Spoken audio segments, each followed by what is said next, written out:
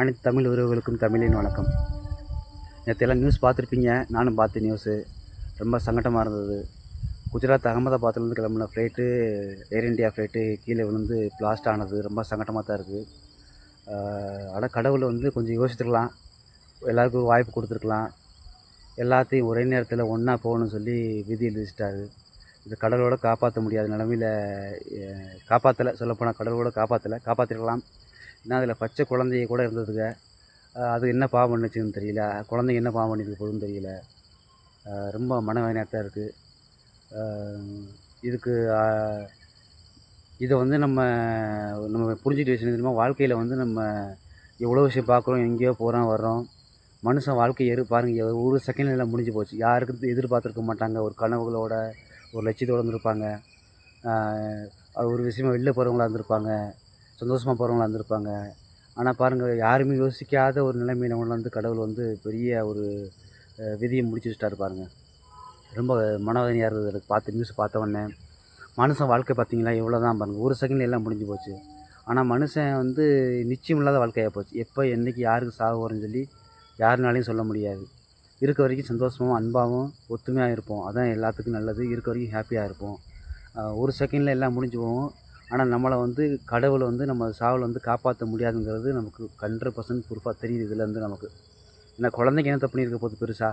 குழந்தை எந்த பண்ணியிருக்காது. ஆனால் குழந்தைங்களும் இறந்து போச்சு பாவம். அவரோட லைஃப் பாருங்கள். எவ்வளோ கடவுளோட ஆசைகள் வந்திருப்பாங்க பெற்றவங்க. அதனால் வாழ்க்கையில் நம்ம என்ன தான் பண்ணாலும் ஒரு செகண்ட் எல்லாம் முடிஞ்சு போயிடும். நம்ம யோசிக்கிறோம், நம்ம அது பண்ணலாம் இது பண்ணலாம், அடிக்கிறோம், சண்டை போடுறோம், சாதி மதம் எல்லாம் பிரிஞ்சிருக்கோம், என்கிட்ட பணம் இருக்குது, அதனால் அப்படி பண்ணலாம் இப்படி பண்ணலாங்கிறதுலாம் நடைமுறைக்கு ஒத்து வராது. கொஞ்சம் நாளைக்கு பண்ணலாம். அந்த நம்ம எவ்வளோ தான் சாமி கும்பிட்டாலும் சரி, நம்ம சாவை கடவுளால் காப்பாற்ற முடியாதுங்கிறது உறுதியாகி போச்சு. இதுக்கு ஒரு 2 நாளைக்கு முன்னாடி ஒரு நியூஸ் பார்த்தேன். புது காரு வாங்கிட்டு திருச்சியில் சமயபுரம் மாரியம்மன் கோயிலுக்கு பூஜை போட போனார் ஒருத்தர். பூஜை போட காரு உள்ளே என்ட்ரி பண்ணிவிட்டு பூஜை போட்டாரா இல்லை போடுறதுக்கு முன்னாடியே தெரியல. பூஜை போடும்போது பிளாட்பாரத்தில் சாமி கும்பிட்டு படுத்தவர் மேலே தலையில் கார் ஏறி இறந்து விட்டார் அவர். கோயில் வாசல்லே, கோயிலுக்குள்ளே, வளாகத்துக்குள்ளே. இவர் யார் மேலே குறை சொல்கிறீங்க பாருங்கள். மனுஷன் வாழ்க்கையை பார்த்தீங்களா? 2 செகண்டில் சாமி கும்பிட்டு படுத்தவர் இறந்து போயிட்டார். சரி, புதுசாக கார் வாங்கியிருக்குமே, கடவுள்கிட்ட போய் காமிச்சிட்டு ஒரு பூஜை போட்டு வரலான்னு சொல்லி காரை கொண்டு போய் பூஜை போட போனவருக்கு அவர் நேரத்தை பாருங்கள். அவர் மேலே கேஸ் ஆகி போச்சா? அவர் புது காரு ஒரு ஒரு பழி வாங்கிருச்சு பாருங்கள். சும்மா படுத்திருந்தவர் இறந்து போயிட்டார் பாருங்கள். மனுஷன் வாழ்க்கை பார்த்தீங்களா? 2 செகண்டில் முடிஞ்சு போச்சு. எதுக்கு செத்தமும் தெரியல, எதுக்குடா புது கார் வாங்கிட்டு கோயிலுக்கு கொண்டு வந்தோம்னு தெரியல. இது யார் மேலே கடவுள் தண்டனை கொடுத்துருக்காரு? இவர் கொடுத்துருக்காரு, அவர் கொடுத்துருக்காருன்னு தெரியல. மனுஷன் வாழ்க்கையை யோசிச்சு பாருங்கள். 2 செகண்டில் முடிஞ்சு போச்சு. அதுக்கு முன்னாடி நடந்த ஒரு விஷயம், திருச்செந்தூரில் சாமி கும்பிட்ட போனவங்கள்ட்ட யானை மிதித்து இறந்து போனவங்க.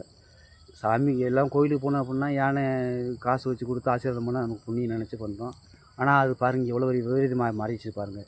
இறந்து போனவங்க யாருக்கு தெரிய போதா நம்ம சாக போகிறோம், இன்றைக்கி நடக்க போகுது, யாருக்கும் தெரிய போகிறதில்ல. மனுஷன் இருக்க வரைக்கும் ஒத்துமையாக இருப்போம், சந்தோஷமாக இருப்போம், சேர்ந்து இருப்போம். எந்த பாகுபாடும் இல்லாமல், எந்த ஒரு பிரிவினையும் இல்லாமல் சந்தோஷமாக சந்தோஷமாக இருப்போம் எல்லோரும். மனுஷன் வாழ்க்கை நிச்சயம் இல்லாத வாழ்க்கை. இருக்க வரைக்கும் அனுசரித்து சந்தோஷமாக ஃபேமிலியோட குடும்பத்தோடு இருங்க. அதான் இருக்க வரைக்கும் சந்தோஷமாக இருக்கிறதுக்கான வழிகள். வேறு வழியே கிடையாது. இந்த நியூஸ் நல்லா நேற்று தான் பார்த்தேன். ஆனால் 242 பேர்த்துக்கு பெரிய ஒரு எழுத்து கடவுள் விதியை எடுத்திருக்காரு. நினச்சிருந்தா கடவுள் காப்பாற்றிருக்கலாம். ஆனால் கடவுள் காப்பாற்ற முடியாதுங்கிறதுக்கு பெரிய சாட்சி. கோயிலில் இறந்து போனவங்க, கோயில் வாசலில் இறந்து போனவங்க கடவுளை காப்பாற்றிருக்கலாம். கடவுள் காப்பாற்றலை, அங்கேயும் இறந்து போயிட்டாங்க. இதையும் சின்ன குழந்தைங்க இறந்து போனாங்க, கடவுள் காப்பாற்றிருக்கலாம். அதில் நமக்கு கடவுள் நம்மளை சாவில் காப்பாற்ற முடியாது. கஷ்டத்தை கொடுக்கலாம், நஷ்டத்தை கொடுக்கலாம், லாபத்தை கொடுக்கலாம். ஆனால் சாவில் யாருனாலையும் காப்பாற்ற முடியாதுங்கிறது தெளிவாக தெரியுது நமக்கு. அது வரைக்கும் சந்தோஷமாக இருக்கலாம். நன்றி, வணக்கம்.